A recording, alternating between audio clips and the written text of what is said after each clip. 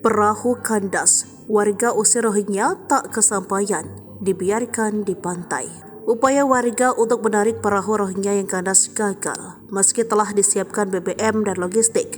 Rencana untuk menaikkan kembali Rohingya ke perahu tak bisa dilakukan. Akhirnya sebanyak 137 imigran Rohingya yang mendarat di Kuala Parek, Kecamatan Sungai Raya, Kabupaten Aceh Timur dibiarkan di pantai. Mereka masih ditampung di daerah itu karena menunggu keputusan pemerintah daerah setempat. Keputusan pemindahan masih menunggu hasil koordinasi unsur Musbida dengan para terkait, kata Kocik Kuala Parek Syahrial di Aceh Timur Sabtu, dilansir kantor berita Antara. Untuk menampung sementara 137 imigran Rohingya dan warga negara Bangladesh itu, pihak UNHCR telah membangun tenda darurat di lokasi wisata Pantai Kuala Parek. Disinggung terkait rencana untuk menaikkan 137 imigran Rohingya ke kapal yang ditumpanginya, Syahrial mengaku tidak jadi karena kapal tersebut masih tersangkut di Kuala atau muara sungai yang dangkal.